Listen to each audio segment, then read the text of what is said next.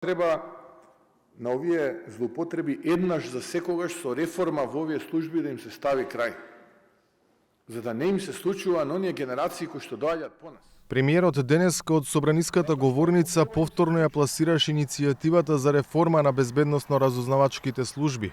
Како повод за пораката, Христијан Мицкоски го искористи пратеничкото прашање за тоа какви се неговите сознанија дека бил следен во периодот додека беше лидер на опозицијата. Во одговорот, премиерот повикувајќи се на извештај за работата на Агенцијата за национална безбедност, рече дека претходните раководства на службите го означиле како организатор на параполициско воено вооружена формација, што било основ за негово следење.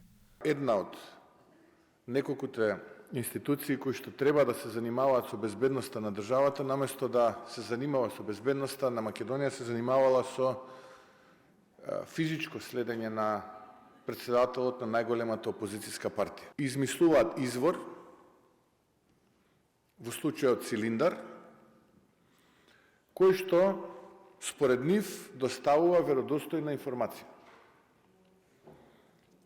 Конкретно, таква информација доставил од објективни причини, нема да ја кажувам точната дата, туку ќе кажам дека некаде на почетокот од 2020 година, чудно тоа коинцидира со изборите кои што тога се случува, во која што вели дека, внимавајте, параполициско-воена вооружена формација. Предпоставувам, најголемиот дел од вас биле дел од таа параполициско-воена вооружена формација, составена од, внимавајте го, македонски радикални, екстремни и националистички настроени државјани кои имаат за цел во предизборието да вршат заплашување и закани на македонски граѓани за да издействуваат поддршка за ВМРО ДПМН. И ова е многу интересно. Нарачател и финансиер на оваа параполициско-воена вооружена формација на македонски радикални, екстремни, националистички настроени елементи е професор доктор Христијан Мицкоски. Премиерот најави одговорност за сторителите, луте зашто, како што вели, и неговото семејство било следено од службите. Се додека јас ја предводам владата, ќе барам расчистување и сите тие кои што биле одговорни, не мене што ме покривале, детето што ме го следеле, ќе одговараат.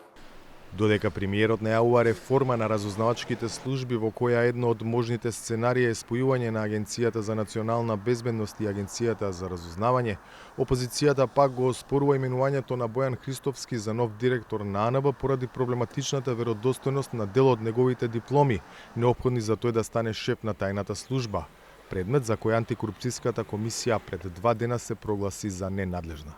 СДСМ бара повлекување на скандалозната одлука на Државната комисија за спречување корупција во врска со директорот на Агенцијата за национална безбедност Бојан Христовски и неговата диплома. Фактите кои што ги објавија медиумите и се достапни на целата јавност се загрижувачки и отвараат низ прашања за основите врз кои е донесена одлуката, дури и за можен конфликт на интерес во самата Државна комисија за спречување корупција. Ова, почитувани, мора да биде целосно расчистено. Со одлуката на антикорупцијска, Христовски се спаси од постапката што за неговото именување беше поведена во оваа институција. За Гласот на Америка, од Скопје, Владимир Мирчевски.